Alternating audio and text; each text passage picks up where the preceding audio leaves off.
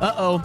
I think hell's freezing over. What a great idea, CJ. Glad to hear the show will be covering election results from the 618. Thank you. We appreciate that. I needed that after the shellacking I took on Facebook last night. But right now, we got more pressing things to talk about. Really excited to welcome back Damian Jones, student athletes leading tomorrow's S.A.L.T, a great program. We had you on a couple of months ago, right before the really your busy season. Well, you're always busy, but you were getting everything together for this grand opening.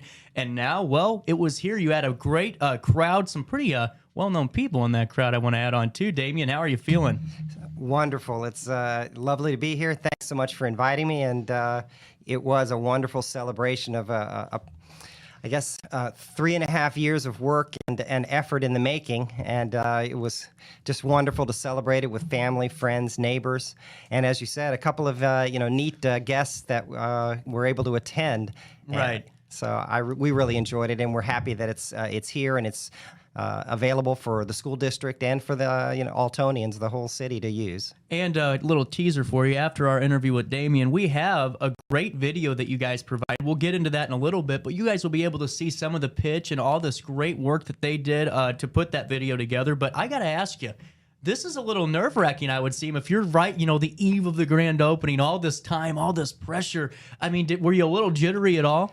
Absolutely. There are many, many things that are out of your control. Most notably, the weather. Right. We had Mr. Ed Foster Simeon, the CEO and president of the U.S. Soccer Foundation, and it was quite an effort to find a date that kind of agreed or comported with his schedule, which he's very busy and flying all over the country. And the 22nd of October was one opening that he had in his schedule, and it was nice to bring him to St. Louis. And S.A.L.T and Alton wasn't the only item on his agenda of things to do while he was in St. Louis. He was over in St. Louis visiting a couple of other youth development programs, but we were so worried, when we thought about, establishing, the 22nd of October as the date. You're wondering, you can get all 4 seasons in one day in the Midwest. And so you're wondering, my goodness, we get all of this work done, and then what if we get rain? Or what if it's 25, 30 degrees wind chill type of event and no one will come? So we were just very blessed and fortunate that the weather was lovely. It was. Everything worked out perfectly. And I got to ask you, what was some of the shabuzi on opening day when you cut the ribbon? What were some of the activities going on? You provided those to us. I read them out during some of the newscasts because I wanted to keep everyone up to date. But what were those festivities looking like? And let's just get right into this, too. Before I ask you that, you had Jackie Joyner-Kersee over there. I mean, I say that nonchalantly, but one of the, if not the greatest athlete of a generation, there. And how were you able to kind of connect with Jackie? Is that something that you're going to continue to pursue with S.A.L.T? It is, most definitely. Just to answer the question about the relationship with Jackie, I was good friends and had a deep connection with Lou Brock, the St. Louis Cardinal Hall of Famer, so cool. A good friend and of mine, and for many, many years. And through Lou, I met some extraordinary individuals, and one of them was Jackie Joyner-Kersee. We established a relationship. We actually played in a golf tournament together. That was a lot of fun. Now, is she a good golfer? Oh, she hit a few, a few shots. She hit a few shots. Yeah, we enjoyed the day for sure. But I always maintained connection with her because obviously respected her as a kind of an international, athlete, and as you aptly put it, one of the great, athletes, man or woman, in sports history. Right. But a great kind of community, kind of activist and a champion for the children. A wonderful, representative of East St. Louis, and her Jackie Joyner Foundation and Center in East St. Louis continues to do great work. And I always had a mind towards connecting with her once S.A.L.T programming started to really take hold. My intention was to always reach out to her and explore the possibility of soccer-based youth development programming. Right along with the growth of, and popularity of the game here in both, in this country in general. But St. Louis, obviously, with the arrival of our MLS franchise, I thought that was going to be a wonderful opportunity to connect and collaborate with Jackie. Yeah, well, and that's what I was really trying to, what my thought process is, man, why aren't there more types of these organizations that are kind of soccer-based, even though, it's not just you have to play soccer to do this, because I think that's sometimes a disconnect. And because soccer is one of the most, if not the most participated sport in the world. I mean, I know people go, well, yeah, because all of Europe plays. Well, if you look here locally, there's about what, Damian, about 30 clubs and hundreds of thousands of teams, not hundreds of thousands, but hundreds to thousands of teams. I mean, it's a very highly participated in sport that's only been growing. Absolutely, and it's the sky's the limit. It's the growth potential of soccer in America is huge. MLS is growing. It's one of the fastest growing leagues in the world, and the league continues to add expansion, franchises to the league. It's just going to continue to grow, and it's well stated that St. Louis is a hotbed of soccer and has been for many, many years. Some, national championship, sides with St. Louis University. We obviously have very successful club teams at the youth level. But we haven't done a great job in this country of growing soccer in all kind of demographics, in all areas of society.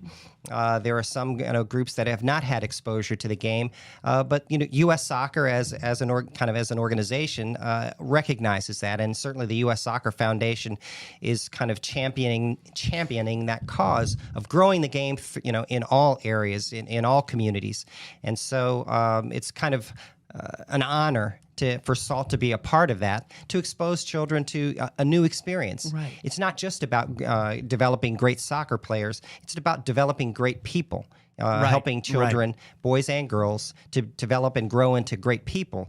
And part of that is being exposed to different experiences, different things, and just for the sheer benefit of the exposure to something different. You know what? You hit it right on the head. And I couldn't have said it better myself, actually. And that's what I kind of wanted to start off with that question, because if you guys looked online and watched some of the pictures, I mean, there were so many people from a variety of backgrounds, organizations, all here to celebrate a really cool thing. Take us through the day of. What was that opening day like? What was the ribbon cutting like? We watched the videos. And what are some of those things that you guys had, going on that day? Take us through that. It was really neat. You hit the nail on the head, and kind of with intentionality, we wanted to bring together the entire community and the entire region. Right. One of the things that I thought was so neat was I extended an invitation to the women's soccer coach at Swick? Lindenwood. Oh, Good cool. night, Arita. Yeah, there were so many organizations that were there. Lindenwood University. The coach brought some of the players from Lindenwood, and I thought that was so neat that everyone who was in attendance could see that organizations from all over the region, institutions from all over the region were supporting both the opening of this facility, but just supporting children and engagement of a community with their children. And I thought that was neat to see kids engaging and playing with and kind of being helped by student athletes from a St. Louis Region University and sports program.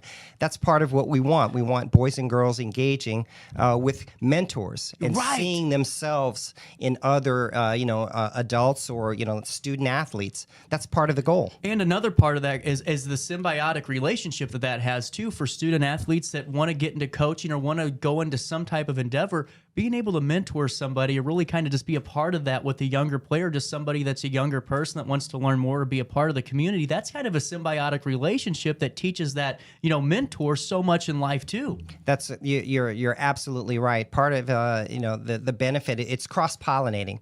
Obviously, the child gets the benefit of that mentor, that role model.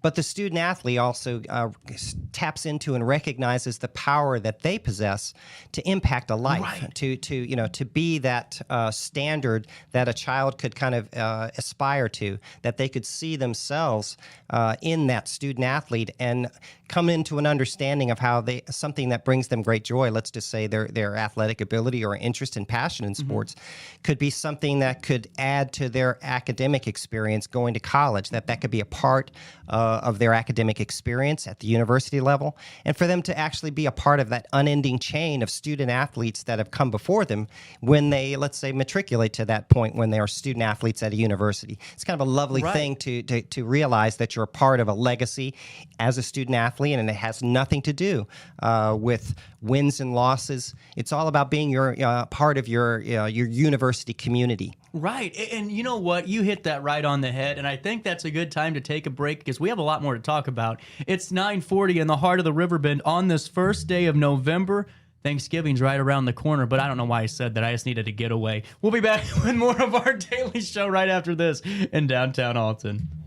Judge Ryan Jumper is a protector of the Second Amendment. As a supporter of law enforcement and an advocate of the Constitution, Ryan Jumper has the experience, knowledge, and dedication that we need in Madison County to uphold the law. Vote Ryan Jumper, Tuesday, November 8th, on the back of the ballot.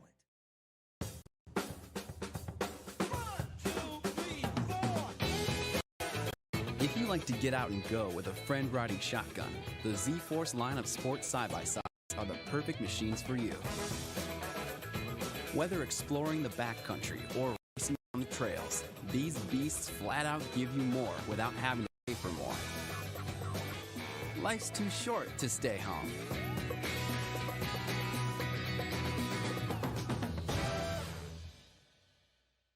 Are you in the market for new flooring? Look no further than Ed Eagle's Discount Carpet. Ed Eagles has an enormous inventory of carpet, tile, vinyl, and hardwood with professionally trained carpet installers that will treat your project and home with the utmost respect. Lowe's and Home Depot can't even compare. Our discounted prices regularly beat out the big box stores. Stop by today to have your new flooring ready for the holiday season. Ed Eagles. Quality carpet, tile, vinyl, and hardwood at discount prices. Located on Humbert Road in Alton. S.A.L.T Insurance Agency, providing quality products with extremely competitive prices. As an independent provider, we source multiple companies to offer the best rates possible. Covering auto, home, business, and life insurance, our goal is to provide quality service that meets and exceeds customer expectations. You can rest easy knowing the Macias team is working round the clock to ensure that both you and the most important parts of your life are covered. Our qualified professionals make the insurance process easy so you can live carefree and focus on what matters most. Visit MaciasInsuranceAgency.com today to find out what our team can do for you. RiverBender Radio has built 3 great new stations just for you in the Riverbend. The Eagle, the Riverbend's classic rock station. The Bridge, hit music for the Riverbend. And The River, today's country, and all your favorites. Check them out today at RiverBender.com.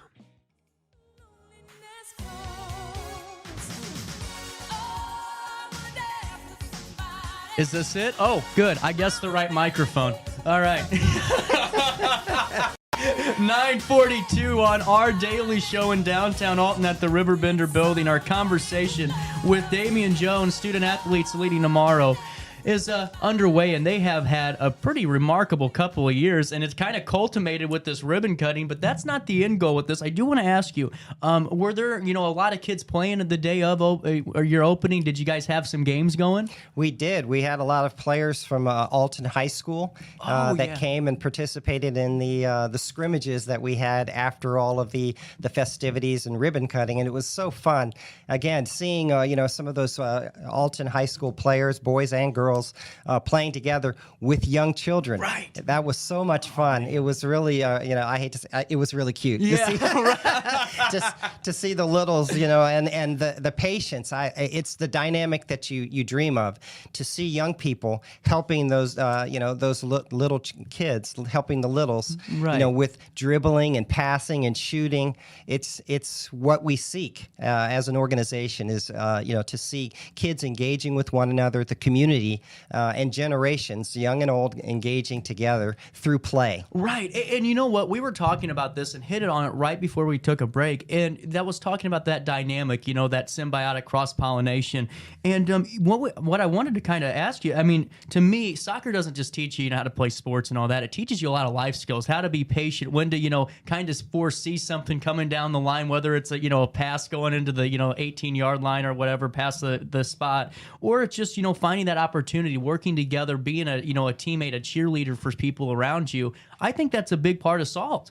Absolutely. We want to, through the organic kind of platform of play, it's not as important, when you talk about disciplines. Yes, initially SALT's focusing on soccer, but when you distill, sports down to their barest essence, it's really just play. Mm-hmm. And what child doesn't want to play? Right. So you have a very kind of organic point of engagement and very natural natural, where you can engage and be present in a child's life through play. Right. And you're absolutely right that sports teaches you, life lessons about cooperation, about teamwork, the importance of being a good teammate, to being a friend, to handling, victory and defeat. When my I son still was, don't handle defeat well.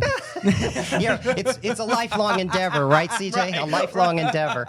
One of the things I noted as I didn't play soccer as a child. I kind of grew to love it through my son's experience. But one of the things I did learn about soccer that I spent a lot of time thinking about and kind of talking with my son about. Yeah, you can play in a game at a 90-minute, let's say, in a professional game, 90-minute game of soccer, in a match. And your team could be dominating the play, but you're just not getting the ball in the back of the old onion bag. And then all of a sudden it goes to penalty kicks, and a game that you had, kind of really dominating, you end up losing. Right. And you have to deal with that. You have to learn how to, to handle that. And that is kind of how life is at times. Right. Things can seem to be going along, but you just can't seem to achieve that end game goal, but you have to learn how to continue to persevere, continue to give your best. You hit it right on the head. You'll love this. We were in a tournament, this is years ago. I got 2 red cards in this tournament. One was, this was the nuttiest thing. A red card? Oh, I set the record for IHSA, I think, for yellows, but all for dissent. And the referee comes, he drops his red card out of his pocket. So I'm being the nice kid. I go over and pick it up for him, go, hey, sir, here you go. Not 2 seconds later, I say something to him, and he flips me the red card, and I go, I should have just taken the darn thing. But and then that same tournament, we didn't score a goal, and we went to the championship game and won.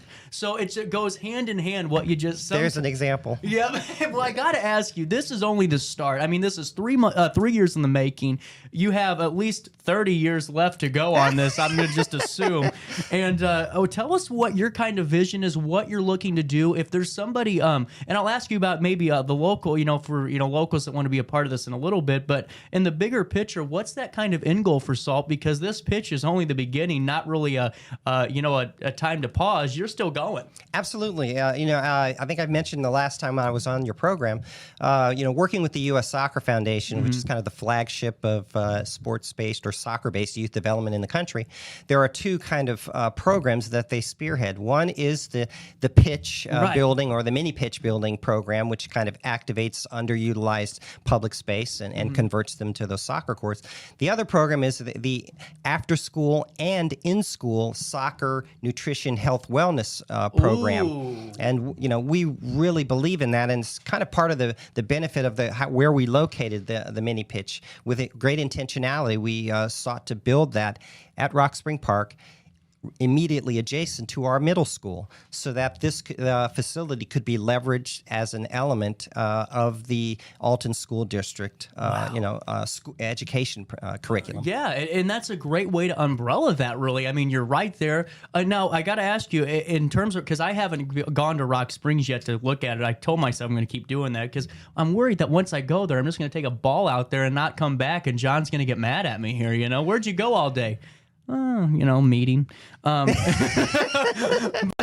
I gotta ask, where are they located at Rock Springs? Are they near the tennis courts, or are we kind of further up the hill? No, absolutely. They're right at the tennis courts. Okay. You can go, as you kind of trundle down the stairs from the middle school. They're right there, kind of at the main entrance to the park. Mm-hmm. The first 2 courts that were abandoned or were not being utilized, we used those or leveraged those to develop the mini pitch and the tech ball table, which is a neat, kind of addition. And the beautiful mural that Mr. Scott Pondram did on the court of the tech ball, table court, just a beautiful, mural. And then one last quick question before I ask you about some local stuff. What is the tech ball site? Because I didn't ask you that last time. That is an interesting term. Yeah, tech ball's a fast-growing sport. If I'm not mistaken, the U.S. Tech Ball Federation is seeking to have tech ball added as an Olympic sport. It's growing in popularity here in this country, And through the partnership with the U.S. Soccer Foundation, S.A.L.T was selected to receive a couple of donated tech ball tables. One is at the middle school. It's a portable table that you can move around the campus. And how do you play? That's new to me. This is cool. It's interesting. It's kind of like a cross between ping pong and soccer. You use a regulation-sized soccer ball, and you can play singles or doubles.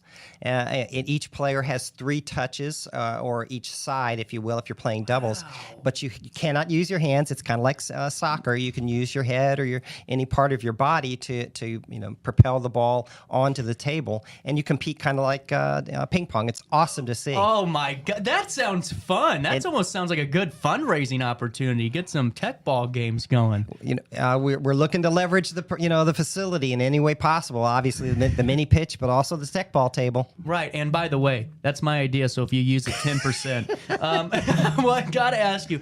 I've actually, when we did the interview, I had, and we've talked, and I'm not gonna, blast anybody on the air here, but there are schools reaching out. My dad, obviously a coach at Marquette, and was interested in this and how maybe some of the players can help out. For people that are seeing this, that really just love what you're doing, love the game of soccer, love this idea of student athletes leading tomorrow, locally, how can they get a part of this and maybe help out? Maybe there's a cleanup crew for, some of the pitches. I don't know how that works. Oh, that's a great point, because again, we built the facility in our public park, right? And obviously, we'd love to activate that space. There's something magical about Rock Spring Park. It's a beautiful, it's our city park. Right. It's right next to our middle school, which I believe is the second largest middle school in the state of Illinois. It's a gem, and certainly we want to activate the community and that space to leverage it and take advantage of that. So volunteers to help in that regard. To keep the space beautiful and active and available for children to play is greatly appreciated. We're also looking to leverage that U.S. Soccer Foundation kind of coach mentor training program. We're looking obviously we're seeking relationships with volunteers to work with students and children through soccer. You don't have to be a former soccer player or a coach. You just have to love children. Right. The soccer portion is very easy to learn and share with a child. It's more about the engagement, the mentorship, and guidance that a child benefits from. So we're seeking engagement with our local school district. Obviously, you saw with the Lindenwood players, we're connecting with local universities and student athletes that would be interested in connecting, sharing their expertise, but just sharing their presence. Right. Being with kids, working with the kids through the fun and of the physical activity of soccer to help those children. And that's going to be fantastic. A couple more things for you. Who was all at your ribbon cutting? Because there was it looked like a train of people up there cutting a ribbon. We had so many people. It was almost, I needed a little cheat sheet to remind myself of all the people that came. And we had Mayor Goins came. Mm-hmm. We had Christy Baumgartner, our superintendent here at Does Alton. a great job. Wonderful. Mayor Mike McCormick, the mayor of Godfrey, was here. Antoine Williams, the president of the Alton Godfrey Rotary. Mm-hmm. We had John Keller with Riverbend Growth Association. We had Rosie Brown, Ward 4 Alderwoman. Yep. It was just all anybody and everybody that we could be blessed to have in attendance. We were fortunate to have there. Wow. Well, that's fantastic. And so if anyone wants to reach out to you, what's the best website to go to? What's the best point of contact if people are interested? I would say emails would, I check my email, every day, many times a day. And if I can give you the email address, it's Damian, DAMIAN.Jones @saltyouth.org. I'm writing. There we go. And we're going to add that, too, on the replay on RiverBender.com that you guys are utilizing a lot. So if you want to reach out to Damian, his email will be provided just because it's a great way to grow this, and I'm a huge advocate for it. I think what you're doing is fantastic. We also have the video package that was done. Take us through that. Who was working on this? And tell us how that kind of came together before we take our audience out with it for the top of the 10 o'clock news. Having the opportunity to partner and collaborate with John Simmons and the Simmons Hanley Conroy law firm, I met Cameron Alvers and Nick Buffano. They're the principals of the Shift Agency, which is a video production company here in the Alton area, and just kind of fell in love with those guys and the quality and creativity of their videography, and it just was a perfect collaborative association to create the video that captured just the fun and the magic of the dedication event. Wow. Well, there you guys go. We're going to take you out with that now. So, Damian, thank you for your time. We'll come back with top of the 10 o'clock hour news after that. Alton Symphony Orchestra joins us, and there's nothing left to do but take you to that ribbon cutting for student athletes leading tomorrow.